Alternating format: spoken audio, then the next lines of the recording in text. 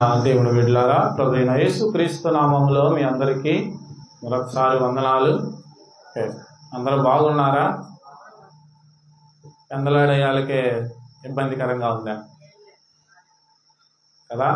సరే, దేవుని వాక్యాన్ని చూద్దాం. చూడండి, పరిశుద్ధ గ్రంథంలో నుంచి మనం ఇందాక చదివిన కీర్తనల గ్రంథము 127వ అధ్యాయము 3వ వచనము నుండి కొన్ని మాటలు చదువుకుందాం. చూడండి. కుమారులు యెహోవా అనుగ్రహించు స్వాస్థ్యము, గర్భఫలము ఆయన ఇచ్చు బహుమానమే. యవన కాలమందు పుట్టిన కుమారులు బలవంతుని చేతిలోనే బాణముల వంటి వారు. వారితో తన అంబుల పొదిని నింపుకొని వాడు ధన్యుడు. అట్టివారు సిగ్గుపడక గుమ్మములో తన విరోధులతో వాదించుదురు. అవండి, కుమారులు ఎవరంట? దేవుడు అనుగ్రహించు స్వాస్థ్యము కదా. ఎవరండి? దేవుడు అనుగ్రహించు స్వాస్థ్యం. మరి దేవుడు అనుగ్రహించిన స్వాస్థ్యాన్ని జాగ్రత్తగా కాపాడుతున్నారా అండి? చూడండి, తల్లిదండ్రులు మొత్తం కూడా వివాహం అయిన తర్వాత పిల్లల కోసం తెగ ఆరాటపడతాం కదా. దేవుడు అనుగ్రహించగానే వాళ్ళని చూసి మురిసిపోతారు, సంతోషపడతారు. కావండి, చిన్నపిల్లల పట్ల చాలా జాగ్రత్త చూసి నేర్పిస్తాం కదా. నేర్పించినాక పెద్దవాళ్ళు అవుతారు. కావండి, పెద్దవారికి ఎలాగా నేర్పించాలి అంటే చిన్నపిల్లలు అంటే ఎట్లా చూసి చేస్తాం కదా. పెద్దవారికి దేవుడు చెప్పిన విధంగా మనం నేర్పించాలి. కాబట్టి ఎదిగిన బిడ్డల కొరకై ఈరోజు కొన్ని మాటలను మనం ధ్యానం చేద్దాం. ప్రియమైన దేవుని బిడ్డలారా, వారి పట్ల మనం తీసుకోవలసిన జాగ్రత్తలను గురించి మనం ఈరోజు కొన్ని మాటలు ధ్యానం చేద్దాం. చూడండి, ఫస్ట్ పిల్లలకి ఎవరు మాదిరి? అవండి, మన పిల్లలకు ఎవరు మాదిరి? తల్లిదండ్రులేనా? అవునా? స్కూల్లో మాస్టర్సా? ఎవరు? ఇంట్లో ఉన్న పిల్లలకి మాదిరి ఎవరు? తల్లి తండ్రే కదా. తల్లి తండ్రి కన్నా మించిన వారు ఎవరు లేరు. ఎందుకంటే పిల్లలు ఎక్కువ తల్లిదండ్రులతోనే ఎక్కువ ఉంటారు. పక్కన వాళ్ళతో ఉంటారా? ఉండరు కదా. అందుకనే మనం చేసే ప్రతి పని కూడా పిల్లల మీద ప్రభావితం చూపిస్తుంది. కాబట్టి మనం చాలా జాగ్రత్తగా వ్యవహరించాలి. కుటుంబ విషయాల్లో కావచ్చు, ఆత్మీయ విషయాల్లో కావచ్చు, మనం చాలా జాగ్రత్త కలిగి ఉండాలనేది దేవుని ఉద్దేశం. అందుకని మన పిల్లలకు మనము ఏమండి చెప్పగానే చెబుతున్న మౌన బోధకుల మాదిరి జీవితాన్ని చూపించాలి. చూడండి, పరిశుద్ధ గ్రంథంలో మాదిరి జీవితముల గురించి దేవుడు చాలా చక్కటి మాటలను పెట్టున్నాడు. చూడండి, పాత నిబంధనలోనే జకర్యా గ్రంథం తీయండి. చూడండి, పాత నిబంధనలో జకర్యా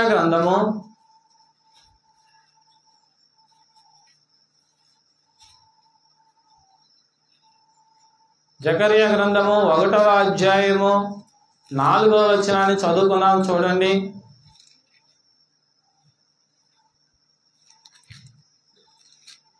తీసారా? హగ్గై పక్కనే ఉంటది జకర్యా. మీరును మీ పితరులు వంటి వారై ఉండవద్దు. పూర్వీకులైన ప్రవక్తలు సైన్యములకు అధిపతియగు యెహోవా సెలవిచ్చినదేమనగా, మీ దుర్మార్గతను మీ దుష్క్రియలను మాని తిరుగుడని వారికి ప్రకటించినను వారు వినకపోయిరి. నా మాట ఆలకించకపోయిరి. ఇదే యెహోవా వాక్కు.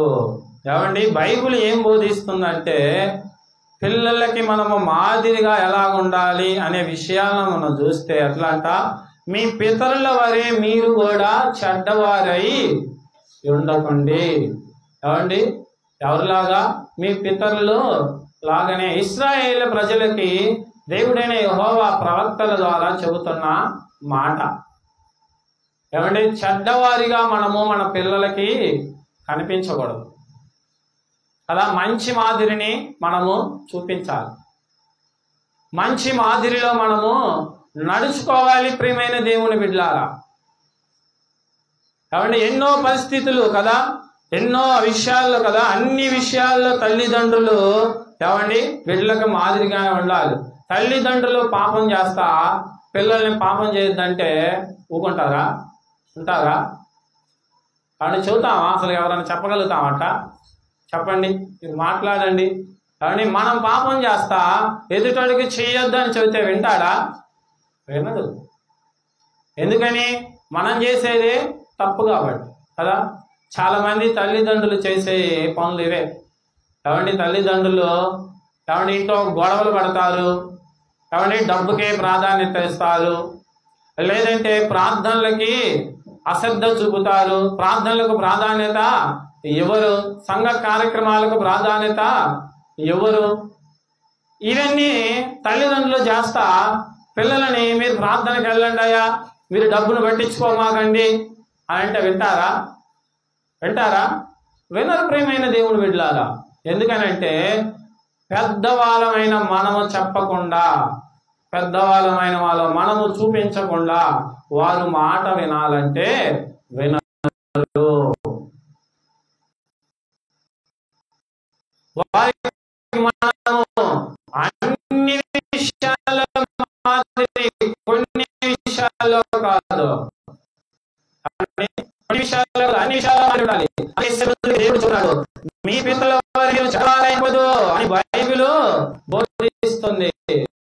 చెడ్డగా ఉండమాకండి. ఏమనుకోమంటున్నాడు? ఏమనుకోవాలి? మీ దుర్మార్గం, మీ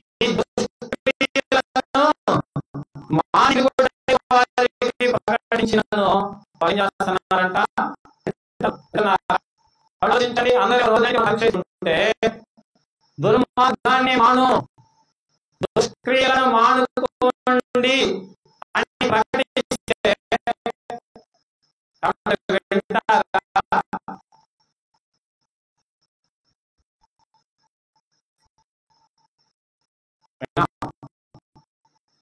చేయొద్దు అని దాని మీద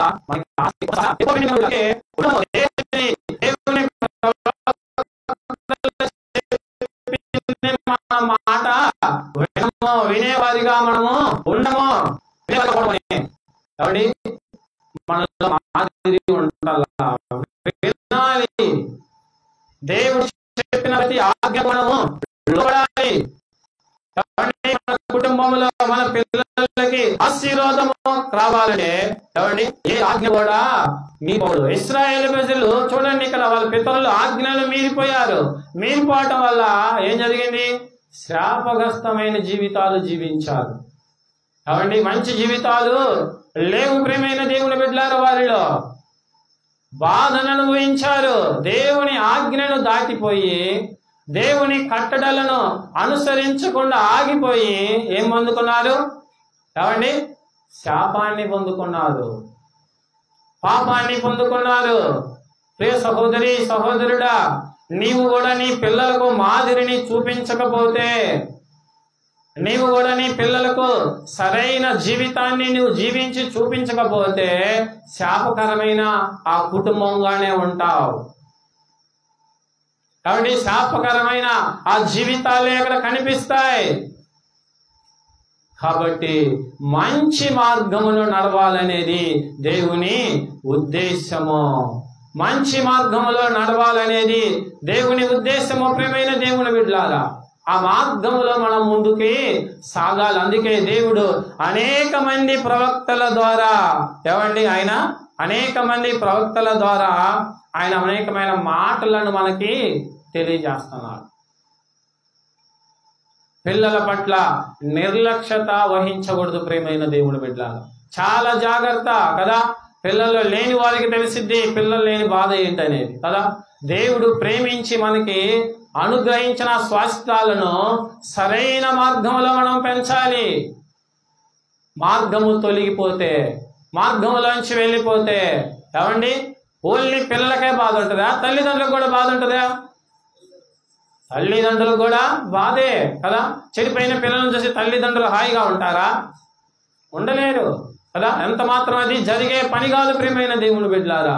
దేవుని సన్నిధిలో వారు బలంగా ఉన్నప్పుడే తల్లిదండ్రులు కూడా సంతోషము, సమాధానము ఏమండి దేవుడు అనుగ్రహించే బలమై ఉన్నది ప్రియమైన దేవుని బిడ్డలారా. అందుకే దేవుని వాక్యము సెలవిస్తుంది, మీరు మీ పితరులాగా ఉండొద్దు, మీరు మార్చుకోండి, మీ జీవితాలను మార్పులోనికి తీసుకొని రండి అని దేవుడు ఎంతగానో ప్రేమించి వాళ్ళని ఏమండి వాళ్ళకు ఆదరణకరమైన మాటలు తెలియపరుస్తా ఉన్నాడు.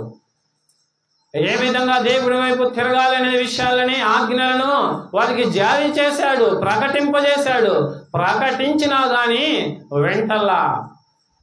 జాగ్రత్త ప్రియ సహోదరి సహోదరుడా, దేవుని మాటలను ప్రకటించినప్పుడు విని వాటిలో మనం జీవిస్తేనే మనం శాపము నుండి విడుదల పొందుతాము, మన జీవితాలు బాగుంటాయి. చూడండి, చిన్న పిల్లలకైతే మనము చాలా చాలా శ్రద్ధగా అన్ని పనులలో అన్ని విషయాలు మనం నేర్పుతా ఉంటాం కదా. మరి పెద్దవాళ్ళైన నేర్పితే వింటారా? ఏమండి, పెద్దవాళ్ళు నేర్పుతున్నావా? చాలా మంది పిల్లల పట్ల నిర్లక్ష్యత ఎక్కువ అండి. కాబట్టి పిల్లలు ఏం చేస్తున్నారో పట్టించుకోరు, వాళ్ళు ఎలాగా జీవిస్తున్నారో పట్టించుకోరు. ఏదో పైకి ఏదో 2 మాటలు చెబుతారంతే, అయ్యి బాగా నడు, లేదంటే బాగా చదువు, బాగా జీవించు అని మాటలు అయితే చెబుతారు, కానీ పట్టించుకుంటారా? పట్టించుకోరు. ప్రియమైన దేవుని బిడ్డ, నిజముగా పిల్లల పట్ల నిర్లక్ష్యత వహిస్తే ఆ తప్పిదము ఎప్పటికైనా తల్లిదండ్రుల మీద పడిద్ది. ప్రియమైన దేవుని బిడ్డ, ఎదిగిన పిల్లలైనా సరే పిల్లలకు మనము సమయాన్ని ఇవ్వాలి. ఏమండి, వారితో మాట్లాడాలి, వారి బాధను పంచుకోవాలి, మంచి సలహాలు ఇవ్వాలి. ఏమండి, వారి విధానాన్ని వారిని సక్రమంగా మనం పట్టించకపోతే వారు తప్పుడు మార్గాల్లోకి వెళ్ళారు. చాలా మంది డబ్బు సంపాదించడం మీదే దృష్టి. కాబట్టి ఎంత చెడిపోతున్నా శ్రద్ధ ఉండదు, వారు వ్యసనాల మీదే వారి శ్రద్ధ. ప్రియ సహోదరి సహోదర, అందుకే దేవుని వాక్యము సెలవిస్తుంది. ప్రియమైన దేవుని బిడ్డలారా, బైబిల్ గ్రంథంలో చాలా మంది వ్యక్తులు ఉన్నారు పిల్లలని మర్చిపోయిన వాళ్ళు. కాబట్టి పిల్లల్ని మర్చిపోయిన వాళ్ళు చాలా మంది ఉన్నారు. చూడండి, ఒక వ్యక్తిని జ్ఞాపకం చేస్తాను, మనందరికీ తెలిసిన వ్యక్తే. కాబట్టి ఎదిగిన పిల్లల్లో మర్చిపోయిన తండ్రిని మీకు జ్ఞాపకం చేస్తా. చూడండి, 1వ సమూయేలు గ్రంథము, కాబట్టి పాత నిబంధనలో 1వ సమూయేలు గ్రంథము 16వ అధ్యాయము, 1వ సమూయేలు గ్రంథము 16వ అధ్యాయము 10వ వచనాన్ని చదువుకుందాం. చూడండి, 16:10. యెషయా తన 7 కుమారులను సమూయేలునికి పిలువగా సమూయేలు యెహోవా వీరిని కోరుకొనలేదని చెప్పి నీ కుమారులందరూ ఇక్కడ ఉన్నారా అని యెషయానడుగా అతడు ఇంకను కడసరి వాడు ఉన్నాడు, అయితే వాడు గొర్రెలను కాయిచున్నాడని చెప్పాను. అందుకు సమూయేలు నీవు వాని పిలువనంపించుము, అతడిక్కడ వచ్చే వరకు మనం కూర్చుందామని యెషయాతో చెప్పగా. ఏమండి, యెషయాకి ఎంతమంది కుమారులు ఉన్నారు? 8 మంది కుమారులు ఉన్నారు కదా. కానీ దేవుడు అయిన ప్రవక్తను పంపించినప్పుడు, ప్రవక్త అభిషేకించడానికి పిలిపించినప్పుడు ఎంతమందిని పిలిపించారు? 7 కదా. ఎందుకని? 8వ వాడు లెక్కలో లేడు, తీసేశాడు కదా. లెక్కలో ఉన్నాడా? కుమారుడు లెక్కలో ఉంటే 7 తాపటి అతను కూడా వచ్చేవాడే. ఏమండి, ప్రియమైన దేవుని బిడ్డలారా, తల్లిదండ్రులైన వాళ్ళు జాగ్రత్త. ఉన్న పిల్లలని అందరినీ సమానంగా చూడాలి. ఏమండి, ఒకరిని ఒక విధంగా ప్రేమించకూడదు. ఆడపిల్లైనా మగపిల్లలైనా సమాన హక్కే కదా. తల్లిదండ్రులు సమానంగానే చూడాలి. 2 3 4 సమానముగా వారికి ప్రేమను పంచాలి. వీటిలో చాలా మంది విఫలమైపోతున్నారు కదా. యెషయా విఫలమయ్యాడు, కానీ దేవుడు మర్చిపోయాడా? కాబట్టి దేవుడు మర్చిపోయాడా? దేవుడు ఎన్నుకున్న వ్యక్తి ఎక్కడున్నా కానీ దేవుడు మర్చిపోయే దేవుడు కాదు. తల్లి మర్చినా తండ్రి మర్చినా మరవని దేవుడు మన దేవుడు. ప్రేమైన దేవుడు బిడ్డలారా, మర్చిపోతారు ఈ లోకంలో ఉన్న తల్లిదండ్రులు, మర్చిపోవచ్చేమో కానీ దేవుడు ఎంత మాత్రము కూడా ఆయన మర్చిపోయే దేవుడు కాడు. కాబట్టి మర్చిపోయే దేవుడు కాదు ప్రియమైన దేవుని బిడ్డలారా. జాగ్రత్త. దేవుని సన్నిధిలో పెద్దలుగా ఉన్న మనము ఏమండి పిల్లల పట్ల చాలా శ్రద్ధ కలిగి ఉండాలి. ఎదిగిన పిల్లల పట్ల చాలా జాగ్రత్త కలిగి ఉండాలి. ఏమండి ఎదిగిన పిల్లలకు మనం చెప్పినప్పుడు వారు విన్నట్టే ఉంటారు. వింటారా? ఏమండి విన్నట్టే నటిస్తారు, కానీ వారు చేయాల్సినవి చేసేస్తారు కదా. వారు సరైన మార్గంలో మన మాట మనం వినాలి అంటే ప్రేమైన దేవుని బిడ్డలారా, వారిని దైవ భయంతోనే మనము పెంచాలి. కాబట్టి దైవ భయంతోనే వారికి మనము నేర్పించాలి. పిల్లలు కూడా అలాగని ఏమండి పాపాన్ని నేర్చుకోకూడదు. ప్రేమైన దేవుని బిడ్డలారా, పరిశుద్ధతలోనే జీవించాలి. తెలుసుకున్న తర్వాత, తెలిసిన తర్వాత ఏమండి పాపము ఇది మంచి ఇది చెడని తెలిసిన తర్వాత మంచి వైపే మన మార్గాలను వేసుకోవాలి. మంచి వైపే మనం ముందుకి నడవాలి. లేకపోతే జీవితాలు తారుమీరైపోతాయి. ప్రియమైన దేవుని బిడ్డలారా, ఏమండి జీవితాలు చెడిపోతాయి. ఏదో నీకు నచ్చినట్లుగా ఏదో ప్రార్థనకు వచ్చి వెళ్ళిపోతే కాదు.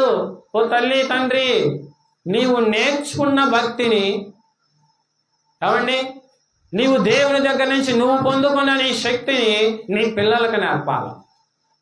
ఏమండి చెబుతారా? ఏమండి పిల్లలకి ప్రార్థన చేయమని చెబుతారా? పిల్లలు పాపంలో ఉన్నప్పుడు గద్దిస్తారా? పాపం చేయకూడదని గద్దిస్తారా? గద్దించరు కదా. చాలా మంది గద్దించే విధానంగా లేరండి. తల్లిదండ్రులు పాపం చేస్తున్నారని తెలిసినప్పటికీ కూడా గద్దించటంలా చాలా మంది వదిలేస్తున్నారు. కాబట్టి వదిలేసిన వ్యక్తులు కూడా ఉన్నారండి బైబిల్ గ్రంథంలో. ప్రియమైన దేవుని బిడ్డలారా, కాబట్టి పాపం చేస్తున్నారని తెలిసి కూడా వదిలేసిన ఆ వ్యక్తిని కూడా చూడండి. ఆ మాట చూపిస్తాను. ఇందాక తీసిన సమూయేలు గ్రంథము, మొదటి సమూయేలు గ్రంథము 3వ అధ్యాయము చూడండి. మొదటి సమూయేలు గ్రంథము 3వ అధ్యాయము 12వ వచనము 13వ వచనాన్ని చూద్దాం. చూడండి. ఆ దినమున ఏలి ఇంటి వారిని గురించి నేను చెప్పినదంతయు వారి మీదకి రప్పింతును, దాన్ని చేయ మొదలుపెట్టి దాన్ని ముగింతును. తన కుమారులు తమను తాము శాపగ్రస్తులుగా చేసుకొనుచున్నాను తాను ఎరిగియు వారిని అడ్డగించలేదు గనుక అతని ఇంటికి నిత్యమైన శిక్షను విధింతునని నేను అతనికి తెలియజేయుచున్నాను. ఎవరండి? ఎవరైనా ఏలి కదా, దేవుని ప్రవక్తే. తన కుమారులు ఏమైపోతున్నారంట? చెడిపోతున్నారు. శాపగ్రస్తులైతా ఉన్నారు కదా. ఎలాగైతారు శాపగ్రస్తులు? కాబట్టి ఈ లోకం విధానాన్ని చూస్తే ఎలాగ శాపగ్రస్తులు అవుతున్నారో, ఎలాగ మంచివారు అవుతున్నారో తెలియని తల్లిదండ్రులు ఉన్నారా? లేదు కదా. ఎవరు ఉన్నారా? పిల్లలు చెడ్డవారుగా ఉన్నారా మంచివారుగా ఉన్నారా అనేది తెలుసుకోలేని తల్లిదండ్రులు ఉన్నారా? తెలుసు, అందరికీ తెలిసిందే. తెలిసినా గాని చెప్పరు. ఎందుకని? కొంతమంది కొన్ని భయాలు ఉంటాయి. ఎందుకంటే వాళ్ళు చేయరు కాబట్టి చెప్పరు కదా. చేసిన వాళ్ళు అనుకో చెబుతారా లేదా?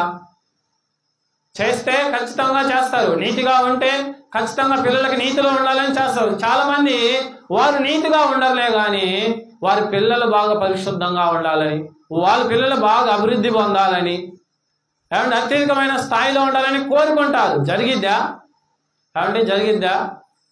జరగదు. లోకంలో సామెత ఒకటి ఉంది కదా. ఏమండి ఏందా సామెత? చెప్పండి. ఏమండి ఆవు చేలో మేస్తే దూడ ఎక్కడ మేస్తుంది? ఎక్కడ మేస్తుంది? అది కూడా చేలో మేస్తుంది కదా. అంతేనా కాదా? మన అందుకే దేవుని వాక్యంలో మీ పితరుల వంటి వారై ఉండమాకండని దేవుని బైబిల్ గ్రంథము తెలియజేస్తుంది. ఎందుకంటే నువ్వు ఎట్టుంటావో నీ పిల్లలు అట్టే ఉంటారు. నీవు దేవుని సన్నిధికి దొంగవైతే నీ పిల్లలు కూడా దొంగలే. నువ్వు వ్యభిచారు అయితే నీ పిల్లలు కూడా వ్యభిచారులే. ఎందుకంటే తల్లిదండ్రుల పాప ఫలము పిల్లల మీదకి దిగిద్ది. ఓ తండ్రి తల్లి జాగ్రత్త, నీవు పరిశుద్ధముగా ఉండి నీ పిల్లలు పరిశుద్ధంగా ఉండేటట్టుగా నువ్వు చూసుకోవాలి. నువ్వు తిట్టిపోతూ అయితే, నువ్వు తిరుగుబోతూ అయితే నీ బిడ్డలు కూడా అలాగే ఉంటారు. నీ బిడ్డల మీద అదే శాపము వచ్చింది. కానీ దేవుడు కోరుకునేది అది కాదు. నీ పిల్లలు మంచిగా ఉండాలని, కాబట్టి పిల్లలు పాపములోనికి జారిపోకూడదనేది దేవుని ఉద్దేశము. ప్రియమైన దేవుని బిడ్డలారా, వాళ్ళు మంచిగా ఏమండి ఎలా ఉండాలి, వారు మంచిగా జీవించాలనేది. చాలా మంది తల్లిదండ్రులు పాపము చేసే వారిని గద్దించరు. ప్రార్థనకు వెళ్ళబోయిందని అడగరు, ప్రార్థనకు పోయిందమ్మా అని చెప్పరు, మౌనంగా ఉండిపోతారు. జాగ్రత్త, ఈరోజు మౌనంగా ఉండవచ్చు, కానీ నువ్వు ఏడ్చే రోజు ఇంకొక రోజు ఉంది ఖచ్చితం. అది దేవుడు ఆ దినమని ఖచ్చితంగా తీసుకురాగలడు. పాపం చేసిన ఇశ్రాయేలు ప్రజలందరూ పాపపు శాపాన్ని పొందేదాకా విడిచిపెట్లా. జాగ్రత్త కలిగి, గమనము కలిగి దేవుని సన్నిధిలో నీ బిడ్డలను పెంచాలి. ప్రేమైన దేవుని బిడ్డలు, చాలా మంది తల్లులు తండ్రులు ఏమండి ఏమి నేర్పిస్తున్నారు పిల్లలకంటే ఈ లోకంలో ఉన్న ఏమండి పాపాన్ని. ఏమండి మోడల్స్ కదా, ఎన్ని మోడల్లో పాపం వస్తే వాటిని ఎంకరేజ్ చేస్తున్నారే కానీ దైవ భక్తిని కానీ దేవుని భయముని గురించి కానీ ఎంత మాత్రం కూడా చెప్పటలేదు. ప్రియమైన దేవుని బిడ్డలారా, జాగ్రత్త, దేవుని భయముని గురించి చెప్పు. నీ పిల్లలకి మనం నేర్పించాల్సింది ఏముందండి? దేవుని భయాన్ని నేర్పించాలి. ప్రియమైన దేవుని బిడ్డలారా, భక్తిని నేర్పించాలి. చాలా మంది తల్లులు పాపాన్ని నేర్పించేవారుగా ఉన్నారు, మోసం చేయటం నేర్పించేవారుగా ఉన్నారు కదా. మోసం ఎలా చేయాలి, ఎదుటోని ఎలాగా వాడిని ఎలా కించపరచాలి కదా, ఎదుటో దగ్గర ఎలాగా క్విక్గా మాట్లాడాలి, ఎలా తప్పించుకోవాలి, ఇలాంటివి చాలా రకరకాలుగా పిల్లలు మనలో నుంచి మనం మాట్లాడే తీరును బట్టే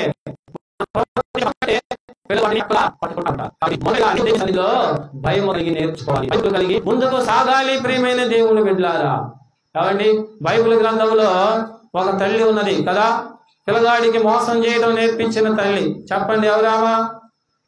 కాబట్టి పిల్లగాడికి మోసం చేయడం నేర్పించిన తల్లిని గురించి చెప్పండి. రిబ్కా కదా. ఎవరామా? ఇస్సాకు భార్య. ఏమండి ఎవరి భార్య కదా? ఏం చెప్పింది తన కుమారుడికి?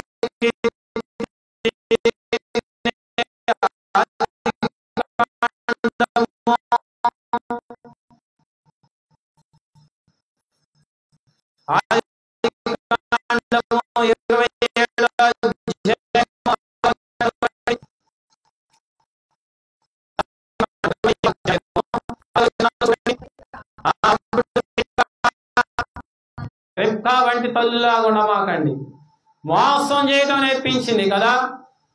ఏమండి చాలా మంది కవర్ చేస్తారు. ఏందమ్మా పిల్లగాళ్ళు ప్రార్థనకు రాలేదంటే, ఏంది అమ్మాయిలు ప్రార్థనకు రాలేదంటే, ఏమండి చాకుని వీళ్ళే ఎదుర్కొని చెబుతున్నారు. ప్రియమైన దేవుని బిడ్డలారా, జాగ్రత్త. ఏమండి పాస్టర్ని మోసం చేయొచ్చు కానీ దేవుని మోసం చేయలేం కదా. మాటలు పాస్టర్ని మోసం చేయొచ్చు, అవునేమో నిజమే అనుకోవచ్చు, కానీ దేవుని మడుగు మనం మోసము చేయలేము. ప్రియమైన దేవుని బిడ్డలారా, దేవుని సన్నిధిలో మనము బలముగా ఉండి మన పిల్లలను పెంచవలసిన వారమై ఉన్నాం. మంచిని నేర్పించాలి. ఏమండి మంచిని నేర్పించకపోతే నువ్వు ఏదైతే విత్తుతావో దాన్నే కోస్తావు కదా. ఏది విత్తుతావు? ఏది విత్తితే దాన్నే కోస్తావు. నువ్వు అబద్ధాలు చెబితే నీకు అబద్ధాలే తగిలొస్తాయి. ఏమండి చూడండి ప్రియమైన దేవుని బిడ్డ, గల్తీ పత్రికలో చాలా స్పష్టంగా రాయించి పెట్టాడు చూడండి దేవుడు. ఏమండి గల్తీ పత్రిక తీయండి. గలతీయులకు రాసిన పత్రిక 6వ అధ్యాయము 6-7 వచనాల్లో చూడండి. గలతీయులకు రాసిన పత్రిక 6వ అధ్యాయము 6వ వచనము, క్షమించండి 7వ వచనం చూడండి. మోసపోకడి, దేవుడు ఎక్కిరించబడడు, మనుషుడు ఏది విత్తునో ఆ పంటనే కోయును. ఏమండి, మనుషుడు ఏది విత్తితే ఏం వస్తాడు? ఆ పంటనే కోయును. మోసం చేయొద్దు, మోసపోయేది నీవే కదా. ఏమండి, మోసం చేయటం నేర్పిస్తే తర్వాత నెక్స్ట్ మోసం పోయేది నీవే. నువ్వు ఎలాగా మోసం చేస్తున్నావని పిల్లలు అదే మోసాన్ని చేయగలరు ప్రియమైన దేవుని బిడ్డలారా. అందుకే దేవుని సన్నిధిలో చాలా జాగ్రత్తగా పిల్లలను మనము పెంచవలసిన వారమై ఉన్నాం ప్రియమైన దేవుని బిడ్డలారా. అయ్యా, ప్రతి ఒక్క విషయంలో దేవుని సన్నిధిలో ఏమండి వారిని చాలా క్రమశిక్షణలలో మనం పెంచాలి కదా. బాల్యములోనే ఏమండి, పక్కనే ఉన్న ఎఫెసీ పత్రికలో ఉంది 6:4 ఉంది ప్రియమైన దేవుని బిడ్డలారా. 6:4 చూడండి. తండ్రులారా మీ పిల్లలకు, ఏమండి ఎఫెసీ పత్రిక 6వ అధ్యాయము 4వ వచనములో చూడండి. తండ్రులారా మీ పిల్లలకు కోపం రేపక ప్రభు యొక్క శిక్షణలోను బోధలోను వారిని పెంచండి. ఏమండి, తల్లులు మీ పిల్లలకు కోపం రేపమాకండి. ఎదిగిన పిల్లలకి ఏమండి వారికి కోపం రేపకుండా ప్రభు శిక్షలో పెంచాలి. ఏమండి, లోకంలో శిక్షలో కాదు, ప్రభు శిక్షలో పెంచాలి. ప్రభు ఏం చెబుతున్నాడు? పిల్లలకి తల్లిదండ్రులను సన్మానించమని చెప్పాడు కదా. అది మంచి మాటలు ఎప్పటి నుంచి నేర్పాలంటే చిన్నప్పటి నుంచే నేర్పాలి. ఏమంటే చిన్నప్పటి నుంచే వారికి బైబిల్ని బోధించాలి. దేవుని కార్యాల గురించి, దేవుని మాటల గురించి తల్లి చెప్పాలి, తండ్రి చెప్పాలి. చాలా మంది మాట్లాడితే పిల్లలకి కోపము ఎలా రేగిద్దండి? హై పిచ్ లో వచ్చింది కదా. తండ్రి మాట్లాడినా తల్లి మాట్లాడినా కటువుగా ఉంటాయి. జాగ్రత్త, మృదువైన మాట మాట్లాడాలా. మృదువైన మాట కోపాన్ని చల్లార్చును. కాబట్టి నువ్వు మృదువుగా మాట్లాడి ఎదిగిన నీ బిడ్డను చక్కగా నీ ఒడిలోకి చేర్చుకొని వాటితో మాట్లాడే అన్ని విషయాలు చెప్పగలడు కదా. తొలగిపోతాడా? కాబట్టి క్రమముగా దేవుని మాట వారికి మనం మంచి బోధను బోధించాలి. దేవుని జ్ఞానముతో ఏమంటే శ్రద్ధ కలిగి అలాగ చేయాలంటే మొదటగా నీవు దేవుని వాక్యాల పట్ల శ్రద్ధ కలిగి ఉండాలి. ఏమండి, దేవుని కార్యక్రమాల పట్ల నీవు శ్రద్ధ కలిగి ఉండాలి. నీవు ఉండకుండా నీ పిల్లలు ఉన్నతమైన స్థానాన్ని వాళ్ళు ఆ భర్తీ చేయాలంటే అది జరిగే పని కాదు. పరిశుద్ధపరచబడాలి. ఏమండి, వారికి నేర్పించాలి ప్రియమైన దేవుని బిడ్డలారా. ఎంతో ఏమండి బలముగా వారికి మనము చెప్పవలసిన వారిమై ఉన్నాం. చాలా పిల్లలకి మర్యాద కూడా తెలియదండి, విశ్వాసం లేదు, మర్యాద తెలియదు కదా. పెద్దలని గౌరవించండి అని మొదటగా మనం చెప్పాలి ప్రియమైన దేవుని బిడ్డలారా. చాలా మంది గౌరవించటం, మాట్లాడే విధానం కూడా తెలియట్లా. మాట్లాడే మాటల్లో చాలా జాగ్రత్తగా ఉండాలా. ఏమండి, కాలు జారినా పిక్కోగలము కానీ మాట జారితే పిక్కుంటామా? లేదు. పిక్కోగలమా? లేదు. మాట జారితే పిక్కోవాలంటే పిక్కోలేము. ప్రియ సహోదరి సహోదరుడా, జాగ్రత్త వహించి కాబట్టి దేవుని సన్నిధిలో ఎవరిని బలంగా మనము నిలబడాలి. దేవుని సన్నిధిలో మనం నేర్చుకున్న ప్రతి ఒక్కటి కూడా మన పిల్లలకు మనం చెప్పాలి. ఉదయం లేసే ప్రార్థన చేయమని చెప్పండి, వాక్యం చదవమని చెప్పండి. కాబట్టి దైవ సన్నిధికి క్రమముగా ఖాళీగా ఉన్నప్పుడు దైవ సన్నిధిలో నడవాలనే విషయాలను మనం చిన్నపిల్లలప్పుడున్నప్పుడే నేర్పించాలి ప్రియమైన దేవుని బిడ్డలారా. అలా నువ్వు నేర్పించకపోతే వాడు పెరిగి పెద్దవాడైనా కూడా వాడు నచ్చినట్టే చేస్తాడు. నువ్వు నచ్చినట్టు ఎలాగ చేశావో వాడు నచ్చినట్టు వాడు కూడా చేస్తాడు. కాబట్టి అప్పుడు ఎంత బాధపడినా మా అబ్బాయి మాట వింటలేదండి, మా అబ్బాయి లోబడటం లేదండి, మా అమ్మాయి లోబడటం లేదంటే ఎవరేం చేస్తారు? కాబట్టి ఎవరైనా చేయగలరా? ఎవరు చేసేది? దేవుడు మాత్రమే చేయగలడు. ప్రియమైన దేవుని బిడ్డలారా, దేవుడు మాత్రమే చేయగలడు. మోసాన్ని నేర్పింది యాకోబుకి తల్లి కదా. ఏమండి, యాకోబుకి తల్లి మోసం నేర్పితే మోసం చేసి అయిపోయాడు. మోసం వల్ల వచ్చిన ఫలితం ఏంటి చెప్పండి? ఏమండి, మోసం చేశాడు, ఆశీర్వాదం అయితే కొట్టేశాడు, ఓకే, కానీ దాన్ని సుఖంగా అనుకుంటా లేదు. ప్రియమైన దేవుని బిడ్డలారా, యాకోబు మోసం చేయటం వల్ల కుటుంబానికి దూరం అయిపోయాడు. ఏమండి, 25 ఏళ్ళు దేవుడు వాళ్ళ కుటుంబానికి దూరంగా బ్రతికాడు. యాకోబు పెళ్లిని తన తల్లిదండ్రులు చూడలా, తన పిల్లల తల్లిదండ్రులు చూడలా. ఏమండి, మోసం చేసిన యాకోబుకి వాళ్ళ మామ ఎన్నిసార్లు మోసం చేశాడు? ఎన్నిసార్లు?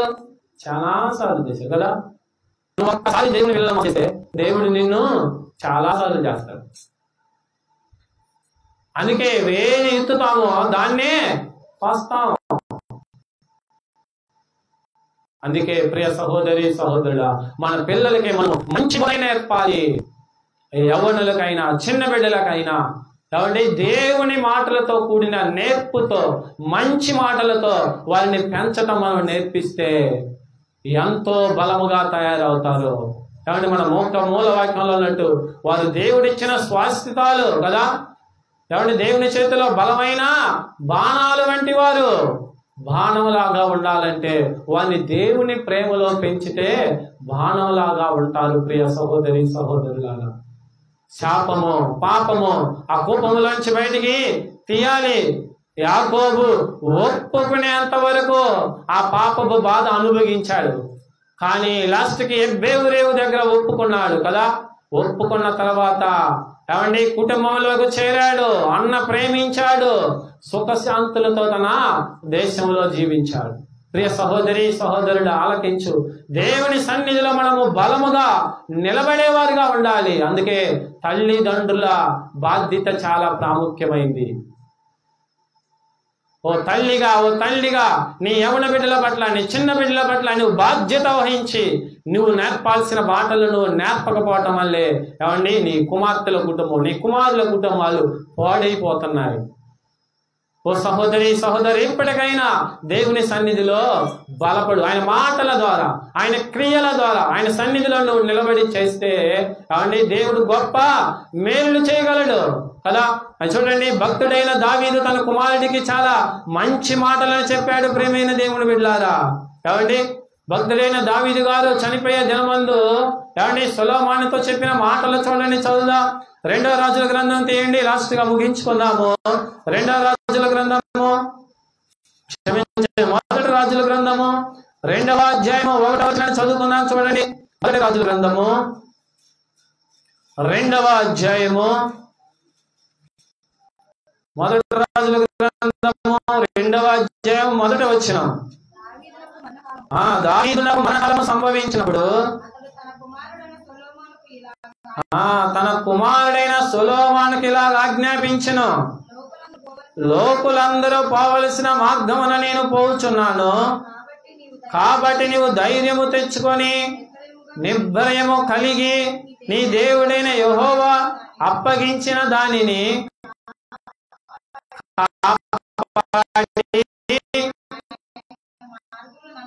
ఆయన మార్గములను అనుసరించిన